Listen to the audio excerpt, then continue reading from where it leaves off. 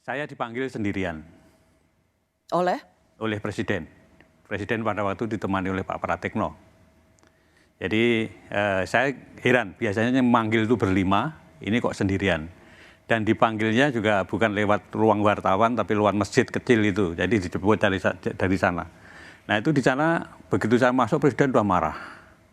Presiden sudah marah, menginginkan, karena baru saya masuk itu, beliau sudah teriak, hentikan, kan saya heran, hentikan, yang dihentikan apanya gitu kan.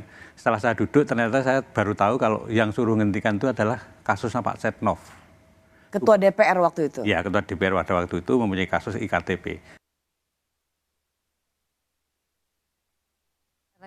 Kesaksian mantan Ketua KPK Agus Raharjo seolah menguak adanya dugaan intervensi Presiden Jokowi dalam kasus IKTP. Dalam program Rosi, Agus mengungkap pernah dipanggil Jokowi seorang diri dan meminta KPK menghentikan penyidikan kasus IKTP dengan tersangka Ketua DPR kala itu, Setio Novanto. Tetapi kesaksian Agus dibantah langsung oleh Istana. Tak pernah ada pertemuan antara Presiden Jokowi dengan Agus Raharjo membahas hal tersebut di Istana. Setelah dicek, tidak ada pertemuan yang disebut-sebut dalam agenda Presiden. Yang kedua, kalau kita lihat kenyataannya proses hukum terhadap Bapak Setia Novanto berjalan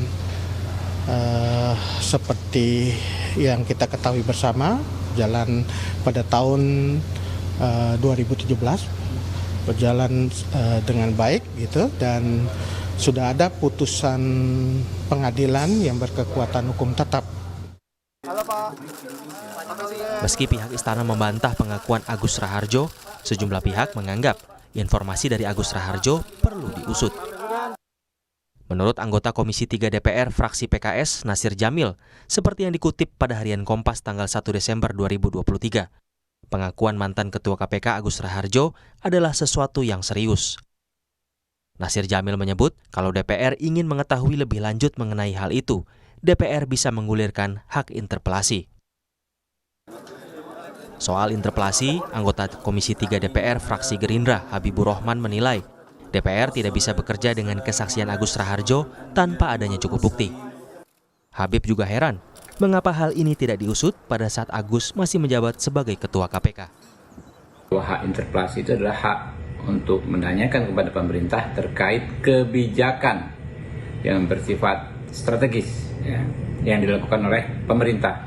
Oleh karena itu menurut saya secara norma kurang pas kalau terhadap pengakuan atau fitnah yang dilakukan saudara Agus Raharjo tersebut yang direspon oleh DPR dengan hak interpelasi. Ya. Kenapa kalau dia merasa saat itu ada intervensi selaku ketua KPK aktif, dia tidak mengusut intervensi tersebut? Kan itu pelanggaran terhadap pasal 21 Undang-Undang Tipikor. Tapi baru sekarang di era tahun politik, apalagi dia sebagai caleg DPD, ya, baru dia berbicara tanpa bukti. Kasus korupsi IKTP pada akhirnya menyeret politisi Golkar Setia Novanto ke balik jeruji. Setia Novanto dinyatakan terbukti bersalah dalam kasus korupsi proyek IKTP tahun anggaran 2011-2013 dan divonis 15 tahun penjara. Hak politik Novanto juga dicabut selama 5 tahun usai menjalani masa pidana. Tim Liputan, Kompas TV.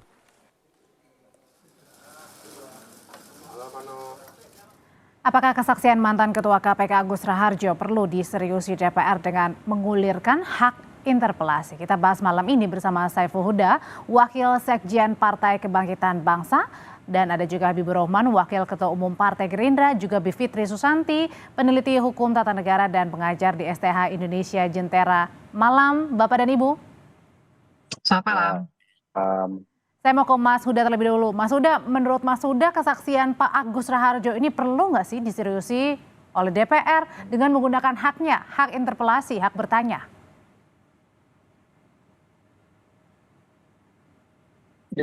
Ya, sebagai informasi awal, terlebih-lebih kalau mau dipakai untuk menggunakan hak interpelasi, saya kira belum cukup ya.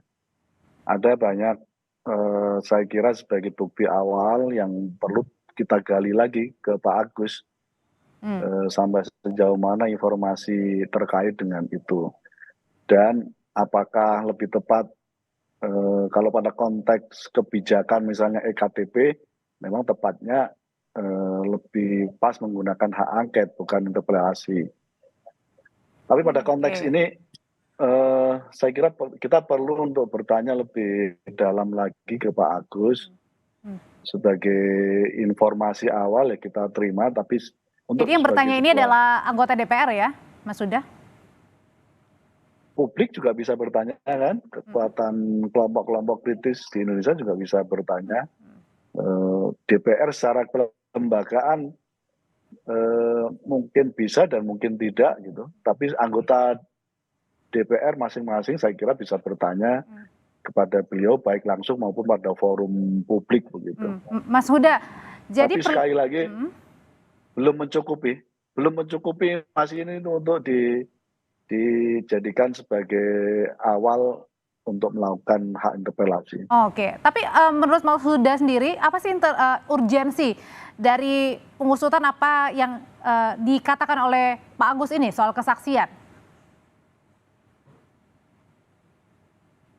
Ya itu, saya belum menemukan urgensinya pada konteks ini. Oke. Sebagian disampaikan oleh Mas Habib, saya kira objektifnya semacam itu.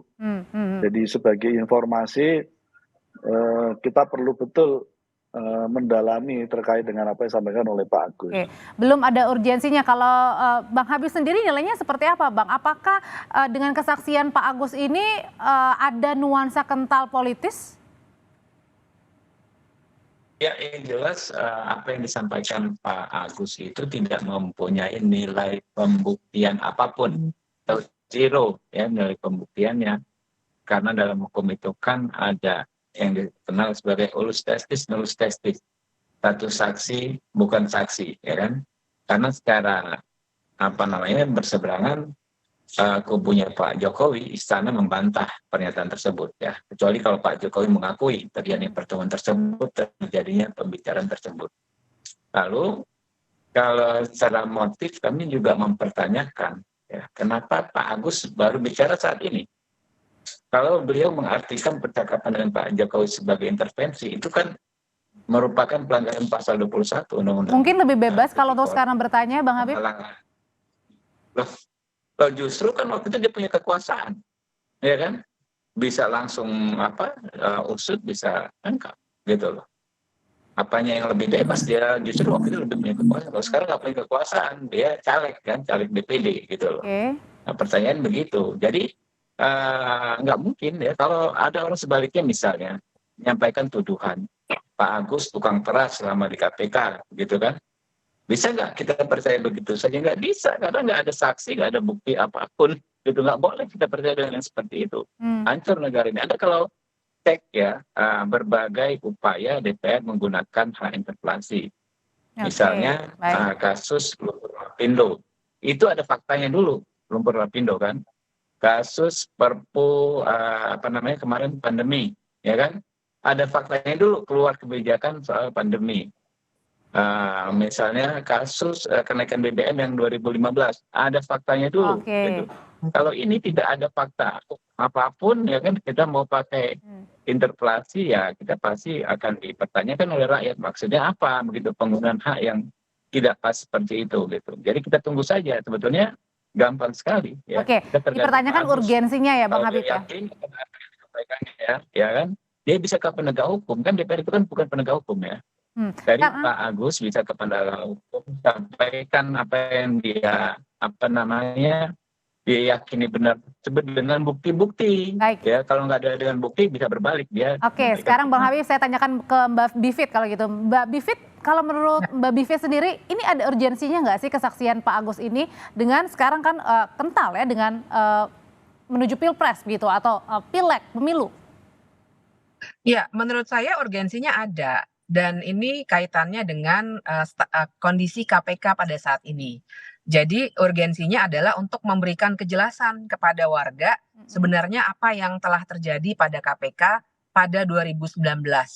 Karena waktu itu sebenarnya sudah banyak juga yang bersuara termasuk masyarakat sipil, termasuk waktu itu para staf KPK yang kemudian disingkirkan melalui skema tes wawasan kebangsaan, dan setelah revisi Undang-Undang KPK, yang kalau kita lihat kronologisnya memang itu terjadi setelah kisruh dengan kasus Setia Novanto salah satunya. Nah, jadi kalau buat saya urgensinya ada di situ.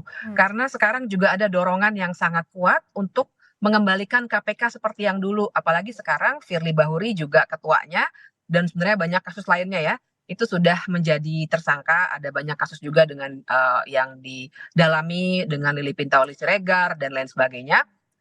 Kan jadi ada pertanyaan besar, kok KPK sekarang begitu bobroknya? Nah, sejak 2019 bahkan kan waktu itu ribuan orang yang sudah demonstrasi reformasi di korupsi, tagarnya waktu itu ada orang yang meninggal juga, 5 mahasiswa dan pelajar. Jadi ada timbul pertanyaan besar, sebenarnya kenapa KPK dimatikan sedemikian rupa? Nah, buat saya urgensinya ada di situ. Dan DPR sebagai wakil rakyat, saya kira ini kan bukan sesuatu yang akan berujung pada misalnya sanksi pidana gitu ya untuk Pak Jokowi, atau pemakzulan juga saya kira masih jauh jalannya. Tapi adalah tugas wakil rakyat untuk menindaklanjuti ini, untuk memberikan kejelasan kepada warga yang diwakilinya sebenarnya apa yang waktu itu terjadi. Paling tidak itu dulu dari segi urgensi, Mbak. Oke, untuk memberikan kejelasan ya buat publik ya. Nah itu tuh Mas Huda dan juga Bang Habib, bahkan Mas Nasir Jamil juga bilang kalau perlu ya gunakan hak interpelasi. Mas Huda. Ya, urgensi yang disampaikan oleh Mbak Bivitri saya kira saya setuju, 100% setuju menyangkut soal kita ingin KPK kembali menjadi lembaga yang independen. Semua yang diceritakan oleh Mbak Fitri saya kira bagian dari dinamika untuk kita bersama kembali menginginkan KPK yang lebih independen ke depan. Urgensi itu setuju, tapi kalau terkait dengan informasi dari Pak Agus, tadi itu ada tahapan yang saya kira perlu kita termasuk teman-teman kan butuh 25 orang anggota Dewan dan harus lebih dari satu fraksi. Itu kan butuh keyakinan teman-teman 25 orang tanda tangan untuk mengajukan interpelasi itu gitu. Nah, keyakinan itu butuh tahapan untuk bertanya secara lebih detail ke Pak Agus sesungguhnya apa yang sedang terjadi waktu itu, supaya tadi itu bisa mengklirkan apakah ini semacam subjektivitas ataukah memang peristiwa yang terjadi dan settingnya seperti apa. Jadi pada konteks urgensi kita ingin KPK yang lebih baik dan kembali seperti semula, saya kira yang disampaikan oleh Mbak Fitri saya setuju. Tapi pada konteks ini ya, pada konteks informasi yang disampaikan oleh Pak Agus, saya kira masih ada satu tahapan untuk meyakinkan teman-teman 25 orang dan harus lebih dari satu fraksi itu untuk meyakinkan mereka mengajukan hak interpelasi. Oke, kalau gitu Bang Habib, kalau misalnya tadi ya konteksnya kepada mengetahui ke publiknya soal KPK-nya sendiri, nah, kalau gitu bagaimana DPR harus bersikap? Ya, tentu DPR nggak bisa bertindak berdasarkan hoax, ya, berdasarkan sesuatu yang bukan yang tidak memenuhi kualifikasi hukum, karena banyak sekali hoax bertebaran di masyarakat. Tapi yang bilang ini ketua KPK loh, Bang Habib. Ya justru karena yang bilang mantan ketua KPK, ya kan, ini kita semakin mempertanyakan apa waktu dia ketua KPK apa yang dia lakukan terhadap sesuatu yang disebut intervensi. Coba Anda bisa bayangkan apa yang seharusnya dia lakukan, gitu kan? Oke, kalau gitu, mohon maaf, Bang Habib, saluran komunikasinya terputus-putus. Saya langsung ke Mbak Bivit kalau gitu, mohon maaf Bang Habib. Mbak Bivit, terakhir Mbak, apa yang publik? Kan dia bisa gunakan. Apa yang publik inginkan harapannya, Mbak Bivit? Dengan pernyataan dari Ketua KPK sama tadi ya, untuk memberikan penjelasan juga kepada KPK. Sebenarnya gimana? Iya, tentu saja perlu ada tindak lanjut begitu ya, bahwa memang nanti perlu klarifikasi lebih lanjut. Menurut saya disitulah nanti interpelasi itu bermanfaat. Yang penting adalah menurut saya wakil rakyat harus responsif. Ternyata, dan saya kira kita juga harus melihat konteksnya ya Mbak, bahwa tidak hanya dari Pak Agus Raharjo, Pak Sudirman Said, dan kemudian juga sekali lagi kalau dilacak saja, bahkan menggunakan mesin pencari ya di internet, itu akan banyak sekali data yang sudah ditampilkan oleh banyak pihak sebenarnya, bahkan penelitian. Juga ada beberapa tesis dan skripsi bahkan tentang itu, yang sebenarnya menunjukkan fenomena yang sama. Nah, jadi buat saya di titik ini, begitu sudah keluar, paling tidak 2 kesaksian dari Pak Agus dan Pak Sudirman Said, dan saya kira masih banyak lagi yang akan bisa menceritakan. Bahkan ada akademisi kawan-kawan saya yang juga diundang oleh Presiden katanya waktu itu semua bisa jadi celah bagi DPR untuk menjalankan tugasnya sebagai wakil rakyat untuk memperjelas. Ini akan berguna sekali karena sekali lagi di masa pemerintahan yang akan datang kita ingin KPK dikembalikan lagi ke yang dulu, dan ini adalah salah satu cara jadi pernyataan Pak Agus ini menjadi pintu masuk sebenarnya ya. Ya. Oke, Mbak Bivi terima kasih, Mas Huda terima kasih, Bang Habib terima kasih, sehat selalu semuanya.